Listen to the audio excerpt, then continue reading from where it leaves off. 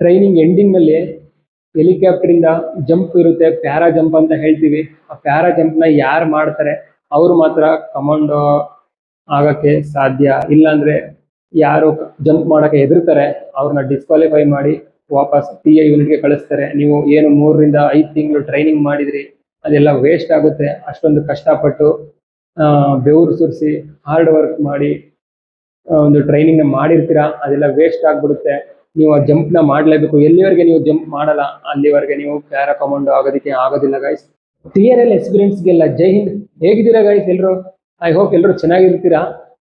ಹೇಗ್ ನಡೀತಾ ಇದೆ ನಿಮ್ಮ TA ಪ್ರಾಕ್ಟೀಸ್ ನ ಮಾಡ್ತಾ ಇರಿ, ಬಿಡಬೇಡಿ. ಇದೇ ನವೆಂಬರ್ ಡಿಸೆಂಬರ್ ಅಲ್ಲಿ 101% TRL ನ ಮಾಡೇ ಮಾಡ್ತಾರೆ.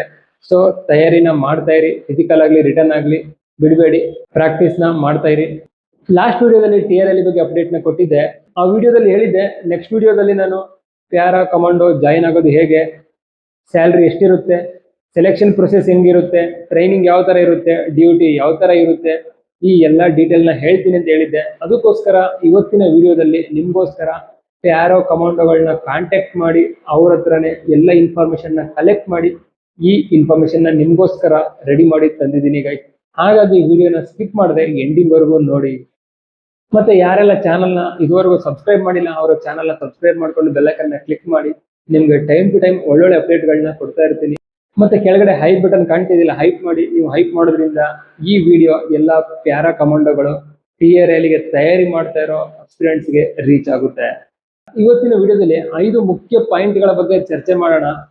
ಮೊದಲನೇದು ಪ್ಯಾರಾ SF ಕಮಾಂಡೋ ಜಾಯಿನ್ ಆಗೋದು ಹೇಗೆ, ಎರಡನೇದು ಪ್ಯಾರಾ ಕಮಾಂಡೋ ಆಗೋದಕ್ಕೆ ಏಜ್ ಎಷ್ಟಾಗಿರ್ಬೇಕು, ಮೂರನೇ ಪಾಯಿಂಟ್ ಸೆಲೆಕ್ಷನ್ ಪ್ರೊಸೆಸ್ ಯಾವ ತರ ಇರುತ್ತೆ, ನಾಲ್ಕನೇ ಪಾಯಿಂಟ್ ಟ್ರೈನಿಂಗ್ ಯಾವ ತರ ಇರುತ್ತೆ, ಐದನೇ ಪಾಯಿಂಟ್ ಸ್ಯಾಲ್ರಿ ಎಷ್ಟಿರುತ್ತೆ, TA ಸೋಲ್ಜರ್ಗೆ ಎಷ್ಟು ಸ್ಯಾಲ್ರಿ ಇರುತ್ತೆ, ಮತ್ತೆ ಪ್ಯಾರಾ ಕಮಾಂಡೋಗೆ ಎಷ್ಟು ಸ್ಯಾಲ್ರಿ ಇರುತ್ತೆ, TA ವರ್ಸಸ್ ಪ್ಯಾರಾ ಸ್ಯಾಲ್ರಿ, ಈ ಎಲ್ಲಾ ಡೀಟೇಲ್ಸ್ ನ ಇವತ್ತಿನ ವಿಡಿಯೋದಲ್ಲಿ ಕೊಡ್ತಾ ಇದ್ದೀನಿ.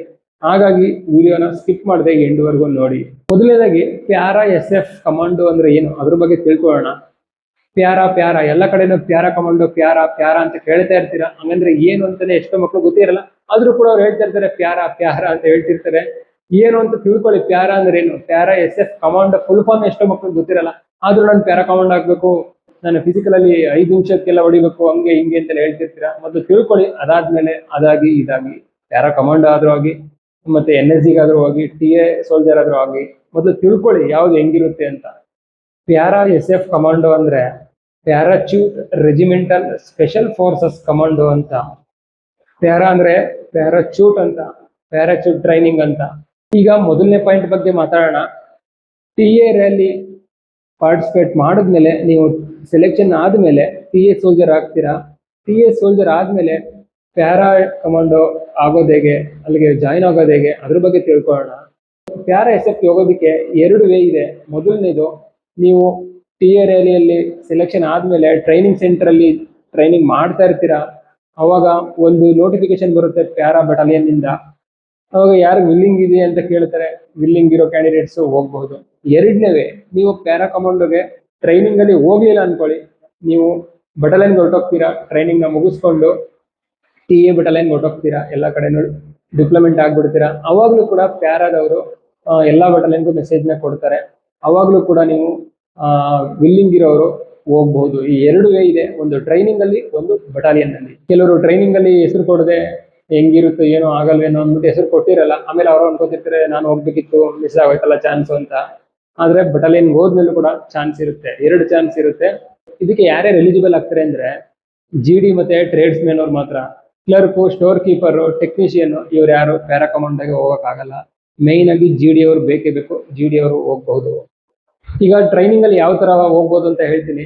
ಟ್ರೈನಿಂಗ್ ಅಲ್ಲಿ ನೀವು ಬೇಸಿಕ್ ಟ್ರೈನಿಂಗ್ ನ ಮಾಡ್ತಾ ಇರ್ತೀರಾ. ಅವಾಗ ಪ್ಯಾರಾ ಯೂನಿಟ್ ಗಳಲ್ಲಿ ಎಷ್ಟು ವೇಕೆನ್ಸಿ ಇರುತ್ತೆ, ಆ ವೇಕೆನ್ಸಿ ಮೇಲೆ ಎಲ್ಲ ಟ್ರೈನಿಂಗ್ ಸೆಂಟರ್ ಗಳಿಗೂ ವೇಕೆನ್ಸಿ ಲಿಸ್ಟ್ ನ ಬಿಡ್ತಾರೆ. ನಮ್ಮ ಪ್ಯಾರಾ ಯೂನಿಟ್ ಅಲ್ಲಿ ಇಷ್ಟು ವೇಕೆನ್ಸಿ ಇದೆ, ಯಾರು ವಿಲ್ಲಿಂಗ್ ಪರ್ಸನ್ಸ್ ಇದಾರೆ ಅವ್ರನ್ನ ಸೆಲೆಕ್ಟ್ ಮಾಡಿ ಕಳಿಸಿ ಅಂತ. ಅವಾಗ ಅವರು ನಿಮ್ಗೆ ಟ್ರೈನಿಂಗ್ ಅಲ್ಲಿ ಹೇಳ್ತಾರೆ ಯಾರು ಪ್ಯಾರಾಗ ಹೋಗೋಕೆ ಇಂಟ್ರೆಸ್ಟ್ ಇರ್ತೀರಾ ಅವ್ರು ಹೋಗ್ಬಹುದು ಅಂತ. ಸೊ ಅವಾಗ ನಿಮ್ಗೆ ಅಲ್ಲಿ ಟ್ರೈನಿಂಗ್ ಅಲ್ಲಿ ಹೇಳ್ತಾರೆ ಯಾರಿಗೆಲ್ಲ ಇಂಟ್ರೆಸ್ಟ್ ಇದೆ ಅವರು ಹೋಗ್ಬಹುದು ಅಂತ. ಆದ್ರೆ ಟ್ರೈನಿಂಗ್ ಮುಂಚೆ ಹೋಗಂಗಿಲ್ಲ, ನೀವು TRL ಟ್ರೈನಿಂಗ್ ಮುಗಿಸ್ಕೊಂಡು ಆಮೇಲೆ ಪ್ಯಾರಾಗೆ ಹೋಗ್ಬೇಕಾಗುತ್ತೆ. ಅಲ್ಲೂ ಸೆಲೆಕ್ಷನ್ ಎಲ್ಲ ಇರುತ್ತೆ, ಆ ಸೆಲೆಕ್ಷನ್ ನಲ್ಲಿ ಪಾರ್ಟಿಸಿಪೇಟ್ ಮಾಡ್ಬೇಕಾಗುತ್ತೆ. ಸೆಲೆಕ್ಟ್ ಆದ್ಮೇಲೆ ಮತ್ತೆ ನಿಮ್ಗೆ ಟ್ರೈನಿಂಗ್ ಕಂಟಿನ್ಯೂ ಆಗುತ್ತೆ ಪ್ಯಾರಾ ಕಮಾಂಡೋಗೆ. ಮುಂದೆ ಹೋಗ್ತಾ ಹೋಗ್ತಾ ಯಾವ ತರ ಇರುತ್ತೆ ಸೆಲೆಕ್ಷನ್ ಪ್ರೊಸೆಸ್ ಅದನ್ನೆಲ್ಲ ಹೇಳ್ತೀನಿ. ಸೆಕೆಂಡ್ ಆಪ್ಷನ್ ಬಟಾಲಿಯನ್ ಅಲ್ಲಿ. ಈಗ ನೀವು TA ಟ್ರೈನಿಂಗ್ ಮುಗಿಸ್ಕೊಂಡು ಬಟಾಲಿಯನ್ ಹೊರಟೋದ್ರೆ, TA ಯಾವ್ದಾದ್ರು ಒಂದು ಬಟಾಲಿಯನ್ ಅಲ್ಲಿ ಡ್ಯೂಟಿ ಮಾಡ್ತಾ ಇರ್ತೀರಾ, ಅಲ್ಲಿ ನಿಮ್ಗೆ ಹೋದ ತಕ್ಷಣ ನೀವು ಪ್ಯಾರಾಗೆ ಹೋಗೋಕ್ಕಾಗೋದಿಲ್ಲ. ಟ್ರೈನಿಂಗ್ ಸೆಂಟರ್ ಆದ್ರೆ ನೀವು ಟ್ರೈನಿಂಗ್ ಆದ ತಕ್ಷಣ ಹೋಗ್ಬಹುದು, ಆದ್ರೆ ಬಟಾಲಿಯನ್ಗೆ ಹೋದ್ರೆ ನೀವು ಯಾವಾಗ ಬೇಕಾದ್ರೂ ಹೋಗಂಗಿಲ್ಲ. 4 ವರ್ಷ ಸರ್ವಿಸ್ ಆಗ್ಲೇಬೇಕು. ಟ್ರೈನಿಂಗ್ ಸೇರಿ 4 ವರ್ಷ, ಟ್ರೈನಿಂಗ್ ಪ್ಲಸ್ 3 ವರ್ಷ, ಟೋಟಲ್ 4 ವರ್ಷ ಆದ್ಮೇಲೆ TA ಹೋಗ್ಬೋದು ಗೈಸ್. ಹಾಗಾಗಿ ಯಾರಿಗೆಲ್ಲ ಇಂಟ್ರೆಸ್ಟ್ ಇದೆ ಅವರು ಟ್ರೈನಿಂಗ್ ಟೈಮ್ ಅಲ್ಲಿ ಹೋಗೋದಕ್ಕೆ ಟ್ರೈ ಮಾಡಿ. ಯಾಕಂದ್ರೆ 3 ವರ್ಷ ಕಳೆದೋಗ್ಬಿಡುತ್ತೆ. ಆ 3 ವರ್ಷ ವೇಸ್ಟ್ ಮಾಡೋದ್ರ ಬದಲು ಟ್ರೈನಿಂಗ್ ಅಲ್ಲೇ ಹೋಗೋಕೆ ಟ್ರೈ ಮಾಡಿ. ಸೆಕೆಂಡ್ ಪಾಯಿಂಟ್, ಏಜ್ ಕ್ರಿಟೇರಿಯಾ ಕೂಡ ಇದೆ ಇದಕ್ಕೆ. 18 ರಿಂದ 25 ವರ್ಷ ಒಳಗಡೆ ಇರೋರು ಮಾತ್ರ ಪ್ಯಾರಾ SF ಕಮಾಂಡೋಗೆ ಹೋಗ್ಬಹುದು. ಎಲ್ಲರೂ ಹೋಗಕ್ಕಾಗಲ್ಲ. ಯಾರೆಲ್ಲ 25 ದಾಟ್ತೀರಾ ಅವ್ರ ಕನಸು ಇಟ್ಕೋಬೇಡಿ, ಆಸೆನೂ ಕೂಡ ಇಟ್ಕೋಬೇಡಿ, ನಾನು ಪ್ಯಾರಾ SF ಹೋಗ್ಬೋದು ಅಂತ. ಆಗೋದಿಲ್ಲ. 25 ವರ್ಷದ ಒಳಗಡೆ ಇರಬೇಕು. ಮತ್ತೆ ಯಾರೆಲ್ಲ 22, 23, 24 ವರ್ಷಕ್ಕೆ ಜಾಯ್ನ್ ಆಗ್ತೀರಾ ಅವರು ಟ್ರೈನಿಂಗ್ ಅಲ್ಲೇ ಹೋಗ್ಬೇಕು. ಮತ್ತೆ ನೀವು ಟ್ರೈನಿಂಗ್ ಅಲ್ಲಿ ಹೋಗಕ್ಕಾಗಲಿಲ್ಲ, ಬಟಾಲಿಯನ್ಗಳು ಓದ್ಮೇಲೆ ಹೋಗ್ತೀನಿ ಅಂದ್ರೆ ಬಟಾಲಿಯನ್ 4 ವರ್ಷ ಆದರೂ ಹೋಗಕ್ ಬಿಡಲ್ಲ, ರೂಲ್ಸ್ ಇಲ್ಲ. ಸೊ ನಿಮ್ ಏಜ್ 27, 28 ಆಗ್ಬಿಡುತ್ತೆ, ನೀವು ಹೋಗಕ್ಕಾಗಲ್ಲ. ಯಾರೆಲ್ಲ 20 ವರ್ಷಕ್ಕೆ ಹೋಗ್ತೀರಾ ಅವರು ಟ್ರೈನಿಂಗ್ ಅಲ್ಲಿ ಹೋಗಕ್ಕಾಗಿಲ್ಲ ಅಂದ್ರೂ ಕೂಡ ಬಟಾಲಿಯನ್ಗೆ ಹೋದ್ಮೇಲೆ ಹೋಗ್ಬೋದು. ಅವ್ರಿಗೆ 25 ದಾಟಿರಲ್ಲ.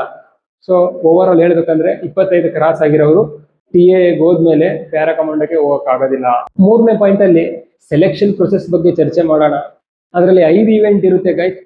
ಮೊದಲ ಇವೆಂಟ್ ರನ್ನಿಂಗ್ ಇರುತ್ತೆ, 5 ಕಿಲೋಮೀಟರ್ ರನ್ನಿಂಗ್ ಇರುತ್ತೆ. 5 ಕಿಲೋಮೀಟರ್ನ ನೀವು 20 ನಿಮಿಷದೊಳಗಡೆ, ಎಷ್ಟು 17 ರಿಂದ 20 ನಿಮಿಷದ ಒಳಗಡೆ ಹೊಡೆದ್ರೆ ಮಾತ್ರ ನೀವು ಪ್ಯಾರಾ ಕಮಾಂಡೋಗೆ ಸೆಲೆಕ್ಟ್ ಆಗೋದು. 20 ಆದ್ಮೇಲೆ 1, 2, 3 ಸೆಕೆಂಡ್ ಆದ್ರೂ ರಿಜೆಕ್ಟ್ ಮಾಡ್ತಾರೆ. 20 ನಿಮಿಷ ಬೇಕೇ ಬೇಕು. ಈಗ SSC GD ಟ್ರೇಡ್ಸ್ ಮನೆಯಲ್ಲೆಲ್ಲ 24 ನಿಮಿಷ ಟೈಮ್ ಕೊಡ್ತಾ ಇದ್ದಾರೆ. ಆದ್ರೆ ಪ್ಯಾರಾ ಕಮಾಂಡೋಗೆ ನೀವು 17 ರಿಂದ 20 ಓಡಲೇಬೇಕು. 17 ಹೊಡೆದ್ರೆ ಎಕ್ಸಲೆಂಟ್ ಅಲ್ಲಿ ನಿಮ್ಗೆ ಸೆಲೆಕ್ಟ್ ಮಾಡ್ಕೋತಾರೆ. ಮ್ಯಾಕ್ಸಿಮಮ್ ಟೈಮು 20 ನಿಮಿಷ. ಎರಡನೇ ಇವೆಂಟ್ ಪುಲ್ಅಪ್ಸ್. ಈಗ ಅಗ್ನಿವೀರಲ್ಲೆಲ್ಲ 10 ಪುಲ್ಅಪ್ಸ್ ಹೊಡೆದ್ರೆ 40 ಮಾರ್ಕ್ಸ್ ಕೊಡ್ತಾರೆ. ಆದ್ರೆ ಪ್ಯಾರಾದಲ್ಲಿ 14 ಇಲ್ಲ 15 ಪುಲ್ಅಪ್ಸ್ ನ ಹೊಡಿಲೇಬೇಕು. ಯಾರು 14, 15 ಪುಲ್ಅಪ್ಸ್ ಹೊಡೆಯಲ್ಲ ಅವ್ರನ್ನ ರಿಜೆಕ್ಟ್ ಮಾಡ್ತಾರೆ. ಮೂರನೇ ಇವೆಂಟ್ 1 ನಿಮಿಷದಲ್ಲಿ 40 ಪುಷಪ್ಸ್ ನ ಮಾಡಬೇಕು. ಫಾಸ್ಟ್ ಪುಷಪ್ಸ್ ಅಂತ ಹೇಳ್ತಾರೆ. ಪ್ರಾಪರ್ ಆಗಿರ್ಬೇಕು. ಫಾಸ್ಟ್ ಆಗಿ ಹೊಡಿತೀನಿ ಅಂದ್ಬಿಟ್ಟು ಹೆಂಗೆಂಗೋ ಹೊಡೆಯೋದಲ್ಲ, ಅರ್ಧಂಬರ್ಧ ಹೊಡೆಯೋದಲ್ಲ, ಫಾಸ್ಟ್ ಆಗಿ ಹೊಡಿಬೇಕು, ಪ್ರಾಪರ್ ಆಗಿರ್ಬೇಕು. ಆ ತರ ಪ್ರಾಕ್ಟೀಸ್ ಮಾಡ್ಬೇಕಾಗುತ್ತೆ. 1 ನಿಮಿಷದಲ್ಲಿ 40 ಪುಷಪ್ಸ್ ನ ಹೊಡಿಬೇಕಾಗುತ್ತೆ. ನಾಲ್ಕನೇದು 2 ನಿಮಿಷದಲ್ಲಿ 80 ಸಿಟಪ್ಸ್ ನ ಮಾಡಬೇಕಾಗುತ್ತೆ. ಇದೇನು ಹಾರ್ಡ್ ಅನ್ಸಲ್ಲ. ಸಿಟಪ್ಸ್ ಆರಾಮಾಗಿ 2 ನಿಮಿಷದಲ್ಲಿ 80 ಅಲ್ಲ 100 ಸಿಟಪ್ಸ್ ನೇ ಮಾಡಬಹುದು. 5ನೇ event shuttle running. Shuttle running ಅಂದ್ರೆ ಸ್ಕ್ರೀನ್ ನಲ್ಲಿ ನೀವು ನೋಡ್ತಾ ಇರ್ಬೋದು, ಇದೇ ಶಟಲ್ ರನ್ನಿಂಗು. ಶಟಲ್ ಕಾಡ್ತೀವಲ್ಲ, ಈ ಕಡೆಯಿಂದ ಆ ಕಡೆ ಹೋಗುದು, ಆ ಕಡೆಯಿಂದ ಈ ಕಡೆ ಬರೋದು, ಇದನ್ನ ಶಟಲ್ ರನ್ನಿಂಗ್ ಅಂತೀವಿ. 1 ನಿಮಿಷದಲ್ಲಿ 17 ಸಲ, ಅಂದ್ರೆ ಇಲ್ಲಿಂದ ಅಲ್ಲಿಗೆ ಹೋಗ್ಬಿಟ್ಟು ಬಂದ್ರೆ 1 ಅಂತ ಕೌಂಟ್ ಮಾಡ್ತಾರೆ. ಹೋಗಿ ಬಂದ್ರೆ 1 ಕೌಂಟ್, ಮತ್ತೆ ಹೋಗಿ ಬಂದ್ರೆ 2, 3 ಹತ್ರ 17 ಕೌಂಟ್ ಆಗ್ಬೇಕು. ಜಾಸ್ತಿ ಡಿಸ್ಟೆನ್ಸ್ ಇರಲ್ಲ. 15 ರಿಂದ 20 ಮೀಟರ್ ಇರುತ್ತೆ. ಜಾಸ್ತಿ ದೂರ ಏನಿರಲ್ಲ. ಒಂದ 6 ಸ್ಟೆಪ್ 7 ಸ್ಟೆಪ್ ಹಾಕಿದ್ರೆ ನಿಮ್ಗೆ 1 ಪಾಯಿಂಟ್ ಸಿಗುತ್ತೆ. ಮತ್ತೆ ರಿಟರ್ನ್ ಬರಬೇಕು. ಇದನ್ನ ಶಟಲ್ ರನ್ನಿಂಗ್ ಅಂತೀವಿ. ಯಾರು 100ಕ್ಕೆ 100 ಮಾರ್ಕ್ಸ್ ತಗೋತಾರೆ ಅವರು ಟಾಪ್ ಲಿಸ್ಟ್ ಅಲ್ಲಿ ಇರ್ತಾರೆ. ಅವ್ರಿಗೆ ಸೆಲೆಕ್ಷನ್ ಆಗೋದಕ್ಕೆ ಜಾಸ್ತಿ ಚಾನ್ಸಸ್ ಇರುತ್ತೆ ಗೈಸ್. ನೆಕ್ಸ್ಟ್ 4ನೇ ಪಾಯಿಂಟ್ ಸ್ಯಾಲ್ರಿ ಬಗ್ಗೆ ಮಾತಾಡೋದಾದ್ರೆ, ಯಾಕೆಂದ್ರೆ ಸ್ಯಾಲ್ರಿ ಎಲ್ಲರಿಗೂ ಇಂಪಾರ್ಟೆಂಟ್. ಹಾಗಾಗಿ ಸ್ಯಾಲ್ರಿದು ಒಂದು ಪಾಯಿಂಟ್ ಮಾಡಿದ್ದೀನಿ ನಾನು. TA ಡ್ಯೂಟಿಗೂ ಪ್ಯಾರಾ ಡ್ಯೂಟಿಗೂ ಸ್ಯಾಲ್ರಿ ತುಂಬಾನೇ ಡಿಫರೆನ್ಸ್ ಇದೆ. TA ಸೋಲ್ಜರ್ಗೆ ಡ್ಯೂಟಿ ಮಾಡಿದ್ರೆ 40 to 45K ಸ್ಯಾಲ್ರಿ ಸಿಗುತ್ತೆ. ಅದೇ ನೀವು ಪ್ಯಾರಾ ಬಟಾಲಿಯನ್ ಸಿಯಾಚಿನ್ ಅಲ್ಲಿರ್ಬೋದು, ಲಡಾಖ್ ಅಲ್ಲಿರ್ಬೋದು, ಜಮ್ಮು ಕಾಶ್ಮೀರ ಇರ್ಬೋದು, ಈ ಪ್ಲೇಸಸ್ ಗಳಲ್ಲಿ ಇರುವಂತ ಪ್ಯಾರಾ ಕಮಾಂಡೋ ಬಟಾಲಿಯನ್ ಗಳಿಗೆ ಹೋದ್ರೆ ನಿಮ್ಮ ಸ್ಯಾಲ್ರಿ ಏನು TA ಅಲ್ಲಿ 45 ಇರುತ್ತೆ, ಅದರಿಂದ 85 ರಿಂದ 90 ಸಾವಿರದವರೆಗೆ ಆಗುತ್ತೆ. 25 ರಿಂದ 30 ಸಾವಿರ ರಿಸ್ಕ್ ಅಲೌನ್ಸ್ ಕೊಡ್ತಾರೆ. 21,400 ರೂಪಾಯಿ ಪ್ಯಾರಾ ಟ್ರೂಪರ್ ಅಲೌನ್ಸ್ ಅಂತ ಕೊಡ್ತಾರೆ. ಎಷ್ಟಾಯ್ತು? 35 ಪ್ಲಸ್ 21 56 ಆಯ್ತು. 56 ಪ್ಲಸ್ TA ಸ್ಯಾಲ್ರಿ ಎಷ್ಟಾಯ್ತು? 45 ಆಯ್ತಲ್ಲ. 91, 92, 95 ಸಾವಿರದವರೆಗೂ ಆಯ್ತು. ಈ ಅಲೌನ್ಸಸ್ ಎಲ್ಲ ಇರುತ್ತೆ. ಯಾಕಂದ್ರೆ ನಮ್ಮ ಲೈಫ್ ತುಂಬಾ ರಿಸ್ಕ್ ಅಲ್ಲಿ ಇರುತ್ತೆ. ನಾವು ನಮ್ಮ ಜೀವನ ರಿಸ್ಕಿಯಲ್ಲಿ ಇಟ್ಬಿಟ್ಟು ದೇಶ ಸೇವೆಯನ್ನ ಮಾಡ್ತಾ ಇರ್ತೀವಿ, ಡ್ಯೂಟಿಗಳನ್ನ ಮಾಡ್ತಾ ಇರ್ತೀವಿ. ಹಾಗಾಗಿ ಸ್ಯಾಲ್ರಿ ಫೆಸಿಲಿಟಿ ಪ್ಯಾರಾದಲ್ಲಿ ಜಾಸ್ತಿನೇ ಇರುತ್ತೆ TA ಕಂಪೇರ್ ಮಾಡಿದ್ರೆ. ನೀವು ಎಷ್ಟು ವರ್ಷ ಪ್ಯಾರಾದಲ್ಲಿ ಇರ್ತೀರಾ ಅಷ್ಟು ವರ್ಷ ನಿಮ್ಗೆ ಈ ಸ್ಯಾಲ್ರಿ ಬರ್ತಾ ಇರುತ್ತೆ. ನೀವು ಪ್ಯಾರಾದಿಂದ ಮತ್ತೆ ವಾಪಸ್ TA ಬಂದಾಗ ನಿಮ್ಮ ಸ್ಯಾಲ್ರಿ ಏನು TA ಆರ್ಮಿಯಲ್ಲಿ ಸ್ಯಾಲ್ರಿ ಇರುತ್ತೆ ಆ ಸ್ಯಾಲ್ರಿನ ಕೊಡ್ತಾರೆ. 5ನೇ ಪಾಯಿಂಟ್ ಟ್ರೈನಿಂಗ್ ಯಾವ ತರ ಕೊಡ್ತಾರೆ, ಪ್ಯಾರಾದಲ್ಲಿ ಟ್ರೈನಿಂಗ್ ಯಾವ ತರ ಇರುತ್ತೆ ಅದನ್ನ ಹೇಳ್ತೀನಿ. ಏನೇನು ಟ್ರೈನಿಂಗ್ ನ ಕೊಡ್ತಾರೆ ಅಂತ. TA ಜಾಯ್ನ್ ಆದ್ಮೇಲೆ ನಿಮ್ಗೆ 6 ಮಂತ್ಸ್ ಬೇಸಿಕ್ ಟ್ರೈನಿಂಗ್ ಇರುತ್ತೆ. ಅದಾದ್ಮೇಲೆ 3 ಮಂತ್ಸ್ ಅಡ್ವಾನ್ಸ್ ಕೋರ್ಸ್ ಇರುತ್ತೆ. ಇದಾದ್ಮೇಲೆ ನಿಮ್ಗೆ ಡ್ಯೂಟಿಗಳಿಗೆ ಡಿಪ್ಲೊಮೆಂಟ್ ನ ಮಾಡ್ತಾರೆ. ನೀವು ಪ್ಯಾರಾ ಕಮಾಂಡೋ ಆದ್ಮೇಲೆ ಮೊದಲು 3 ತಿಂಗಳು ಪ್ರೊಬೆಷನರಿ ಟ್ರೈನಿಂಗ್ ಇರುತ್ತೆ. ಅದರಲ್ಲಿ ನಿಮ್ಮ ಫಿಸಿಕಲ್ ಫಿಟ್ನೆಸ್ ಮತ್ತೆ ಫೈರಿಂಗ್ ಸ್ಕಿಲ್ಲು ಡ್ಯೂಟಿ ಸ್ಕಿಲ್ಗಳು, ಟ್ರೈನಿಂಗ್ ಸ್ಕಿಲ್ಗಳು ಎಲ್ಲದನ್ನು ಚೆಕ್ ಮಾಡ್ತಾರೆ. ಟ್ರೈನಿಂಗ್ ಜೊತೆಗೆ ಎಕ್ಸಾಮ್ಗಳಿರುತ್ತೆ, ಫಿಸಿಕಲ್ ಟೆಸ್ಟ್ಗಳಿರುತ್ತೆ. ಯಾರು 3 ತಿಂಗಳು ಪೀರಿಯಡ್ನ ಕಂಪ್ಲೀಟ್ ಮಾಡಿ ಎಲ್ಲ ಟೆಸ್ಟ್ಗಳಲ್ಲೂ ಪಾಸ್ ಆಗ್ತಾರೆ ಮತ್ತೆ ಅವರು ಅಡ್ವಾನ್ಸ್ ಟ್ರೈನಿಂಗ್ಗೆ ಕ್ವಾಲಿಫೈ ಆಗ್ತಾರೆ. ಅಡ್ವಾನ್ಸ್ ಟ್ರೈನಿಂಗ್ 7 ರಿಂದ 8 ವೀಕ್ ಇರುತ್ತೆ, ಅಂದ್ರೆ 2 ತಿಂಗಳು ಇರುತ್ತೆ. ಯಾರು 3 ತಿಂಗಳು ಪ್ರೊಫೆಷನಲ್ ಟ್ರೈನಿಂಗ್ ಅಲ್ಲಿ ಪಾಸ್ ಆಗೋದಿಲ್ಲ ಅವ್ರನ್ನ ವಾಪಸ್ ಟಿಎಗೆ ಕಳಿಸ್ತಾರೆ ಡ್ಯೂಟಿ ಮಾಡೋದಕ್ಕೆ. ಪ್ಯಾರಾ ಕಮಾಂಡೋಗೆ ಅವರು ಸೆಲೆಕ್ಟ್ ಆಗೋದಿಲ್ಲ. ಯಾರೆಲ್ಲ 3 ತಿಂಗಳು ಟ್ರೈನಿಂಗ್ ಪಾಸ್ ಆಗ್ತಾರೆ ಅವರು ನೆಕ್ಸ್ಟ್ ಅಡ್ವಾನ್ಸ್ ಕೋರ್ಸ್ಗೆ ಸೆಲೆಕ್ಟ್ ಆಗಿ ಮತ್ತೆ ಅವರು ಕಮಾಂಡೋ ಆಗ್ತಾರೆ. ಮತ್ತೆ ಯಾರು 2 ತಿಂಗಳು ಕೋರ್ಸ್ ಅಲ್ಲಿ ಕಂಪ್ಲೀಟ್ ಮಾಡಿ ಎಲ್ಲಾ ಟೆಸ್ಟ್ಗಳನ್ನ ಪಾಸ್ ಮಾಡ್ತಾರೆ ಅವರು ರಿಯಲ್ SF ಕಮಾಂಡೋ ಆಗಿ ಹೊಸ ಪ್ಯಾರಾ ಕಮಾಂಡೋ ಯೂನಿಟ್ಗಳಿಗೆ ಜಾಯಿನ್ ಆಗ್ತಾರೆ. ಟ್ರೈನಿಂಗ್ ಅಲ್ಲಿ ಏನೇನು ಇರುತ್ತೆ ಅಂತ ನೋಡೋಣ.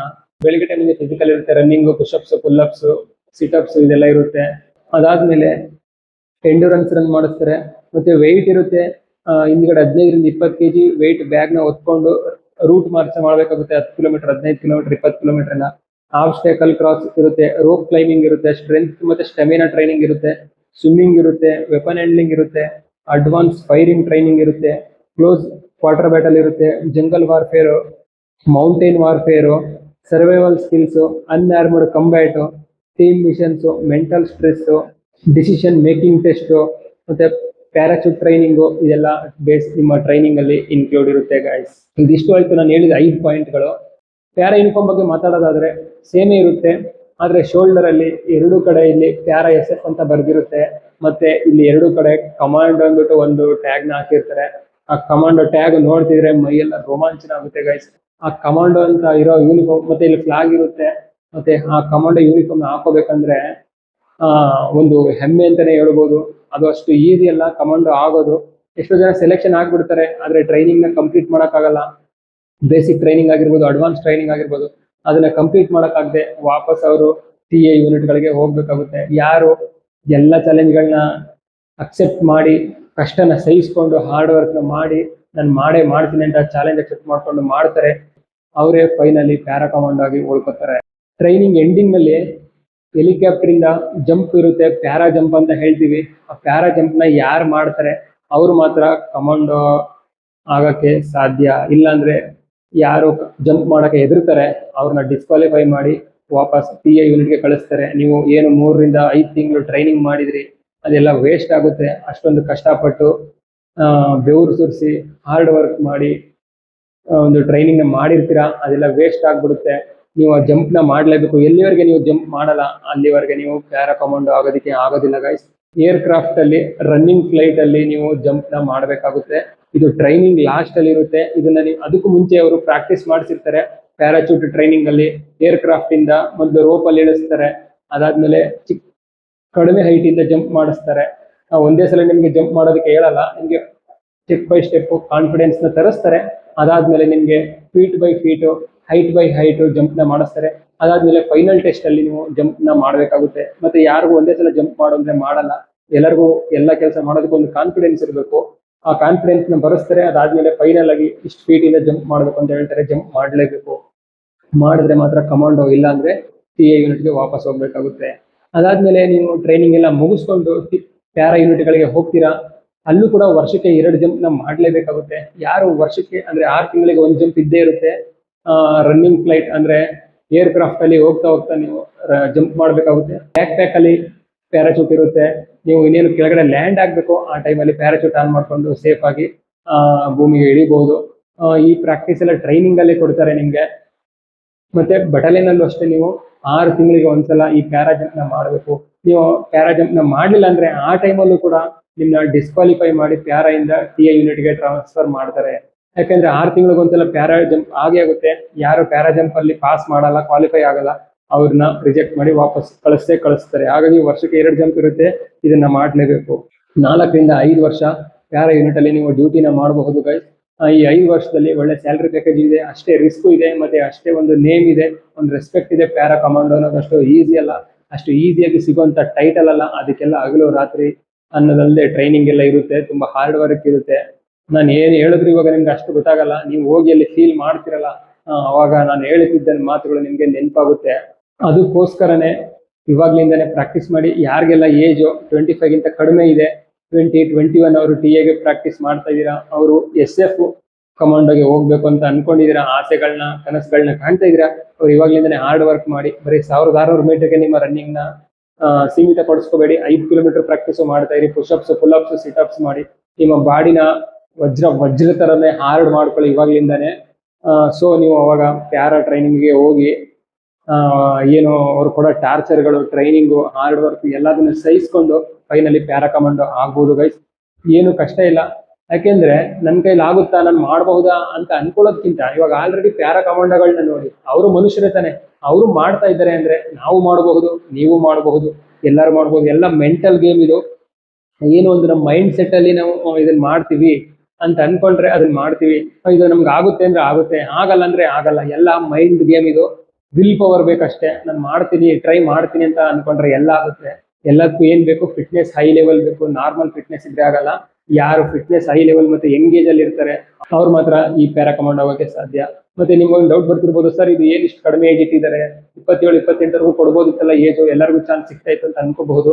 ಇಲ್ಲ, ಪ್ಯಾರಾ ಕಮಾಂಡೋ ಡ್ಯೂಟಿ TA ಆಗಿರ್ಲಿ, ನಾರ್ಮಲ್ ಆರ್ಮಿ ಆಗಿರ್ಲಿ, ಆ ಡ್ಯೂಟಿ ತರ ಎಲ್ಲ ಎಕ್ಸ್ಟ್ರಾ ಡ್ಯೂಟಿ ಇರುತ್ತೆ, ಎಕ್ಸ್ಟ್ರಾ ಆಪರೇಷನ್ಸ್ ಇರುತ್ತೆ. ತುಂಬಾ ಫಿಟ್ನೆಸ್ ಲೆವೆಲ್ ಬೇಕು ಇದಕ್ಕೆ. ಮತ್ತೆ ಇವೆಲ್ಲ ಪ್ಲೈನ್ ಏರಿಯಾದಲ್ಲಿ ಇರಲ್ಲ. ಲೇ, ಲಡಾಖ್, ಜಮ್ಮು ಕಾಶ್ಮೀರ ಅಂತ ದೊಡ್ಡ ಅಂತ ಬಾರ್ಡರ್ ಏರಿಯಾಗಳಲ್ಲಿ ಇರ್ತಾರೆ. ಅಲ್ಲಿ ತುಂಬಾ ಫಿಟ್ನೆಸ್ ಬೇಕಾಗುತ್ತೆ, ಬೆಟ್ಟ ಹತ್ಬೇಕಾಗುತ್ತೆ, ಇಳಿಬೇಕಾಗುತ್ತೆ, ಕ್ರೋಲಿಂಗ್ ಮಾಡ್ಕೊಂಡು ಡ್ಯೂಟಿಗಳನ್ನ ಮಾಡ್ಬೇಕಾಗುತ್ತೆ, ಫೈರಿಂಗ್ ಮಾಡ್ಬೇಕಾಗುತ್ತೆ. ಸೊ ಅದಕ್ಕೆ ಯಂಗ್ ಹುಡುಗರು ಬೇಕು, ಫಿಟ್ ಆಗಿ ಯಂಗ್ ಆಗಿರೋಂಥವ್ರು ಬೇಕು. ಕಡಿಮೆ ಏಜ್ ಇರೋರು ಮಾತ್ರ ಇದನ್ನ ಮಾಡಕ್ ಸಾಧ್ಯ. ಏಜ್ ಜಾಸ್ತಿ ಆದಂಗೆ ನಿಮ್ಮ ಫಿಟ್ನೆಸ್ ಲೆವೆಲ್ ಕಡಿಮೆ ಆಗ್ತಾ ಹೋಗುತ್ತೆ. ಯಂಗ್ ಆಗಿರೋರ್ನ ಕಮಾಂಡೋಗಳಾಗಿ ಕರೀತಾರೆ. ಸೊ 25 ಮೇಲಿರೋರು ಯಾರು ಆಸೆಗಳನ್ನ ಇಟ್ಕೊಂಡಿದ್ರೆ ಅವ್ರು ಮರೆತು ಬಿಡಿ, ಆಗೋದಿಲ್ಲ. ಏನಿದೆ 25 ಕೆಳಗಡೆ ಮಾತ್ರ. ಪ್ಯಾರಾ ಕಮಾಂಡೋ ಬಗ್ಗೆ ಹೇಳ್ತಾ ಹೋದ್ರೆ ವಿಡಿಯೋ ತುಂಬಾ ಲೆಂತ್ ಆಗುತ್ತೆ. 1 ಅವರ್ ಅಲ್ಲ 2 ಅವರ್ ಆದ್ರೂ ಮುಗಿಯಲ್ಲ ಇದ್ರ ಬಗ್ಗೆ. ಈಗ ಇದಿಷ್ಟು ಸೆಲೆಕ್ಷನ್ ಪ್ರೊಸೆಸ್ ಮತ್ತೆ ಟ್ರೈನಿಂಗ್ ಬಗ್ಗೆ ನಿಮ್ಗೆ ಒಂದು ಡೀಟೇಲ್ ಹೇಳಿದೀನಿ. ನೆಕ್ಸ್ಟ್ ವಿಡಿಯೋದಲ್ಲಿ ಪ್ಯಾರಾ ಡ್ಯೂಟಿ ಹೇಗಿರುತ್ತೆ, ಮತ್ತೆ ಫ್ಯಾಮಿಲಿ ಫೆಸಿಲಿಟೀಸ್ ಇರುತ್ತಾ, ಆಲ್ ಇಂಡಿಯಾದಲ್ಲಿ ಎಲ್ಲೆಲ್ಲಿ ಡ್ಯೂಟಿ ಇರುತ್ತೆ, ಮತ್ತೆ ವರ್ಷಕ್ಕೆ ಎಷ್ಟು ರಜೆ ಇರುತ್ತೆ, ಇನ್ನು ಈ ತರ ಪ್ಯಾರಾ ಬಗ್ಗೆ ತುಂಬಾ ಡೀಟೇಲ್ಸ್ ಇದೆ. ಅದನ್ನೆಲ್ಲ ನೆಕ್ಸ್ಟ್ ವಿಡಿಯೋದಲ್ಲಿ ಕೊಡ್ತೀನಿ.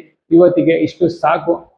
ಈ ಪ್ಯಾರಾ ಇನ್ಫಾರ್ಮೇಶನ್ ನಿಮ್ಗೆ ಇಷ್ಟ ಆಗಿದ್ರೆ ವಿಡಿಯೋನ ಲೈಕ್ ಮಾಡಿ. ಏನಾದ್ರು ಡೌಟ್ಸ್ ಇದ್ರೆ ಕಮೆಂಟ್ ಮಾಡಿ, ಖಂಡಿತ ರಿಪ್ಲೈ ಮಾಡ್ತೀನಿ. ಮತ್ತೆ ಈ ವಿಡಿಯೋನ ನಿಮ್ಮ ಎಲ್ಲ TRL ಅಸ್ಪಿರೆಂಟ್ಸ್ಗೆ ಶೇರ್ ಮಾಡಿ. ಮತ್ತೆ ಯಾರೆಲ್ಲ ಚಾನಲ್ನ ಸಬ್ಸ್ಕ್ರೈಬ್ ಮಾಡಿ ಅವರ ಚಾನಲ್ನ ಸಬ್ಸ್ಕ್ರೈಬ್ ಮಾಡ್ಕೊಂಡು ಬೆಲ್ ಐಕನ್ನ ಕ್ಲಿಕ್ ಮಾಡಿ. ನಿಮಗೆ ಟೈಮ್ ಟು ಟೈಮ್ ಒಳ್ಳೊಳ್ಳೆ ಅಪ್ಡೇಟ್ಗಳನ್ನ ಕೊಡ್ತಾ ಇರ್ತೀನಿ. ನೆಕ್ಸ್ಟ್ ವಿಡಿಯೋದಲ್ಲಿ ಉಳಿದಿರುವಂತಹ ಟಾಪಿಕ್ಗಳ ಬಗ್ಗೆ ಇನ್ಫಾರ್ಮೇಶನ್ ಕೊಡ್ತೀನಿ. ಸಿಗೋಣ ನೆಕ್ಸ್ಟ್ ವಿಡಿಯೋದಲ್ಲಿ. ಅಲ್ಲಿವರೆಗೂ ಟೇಕ್ ಕೇರ್. ಜೈ ಹಿಂದ್.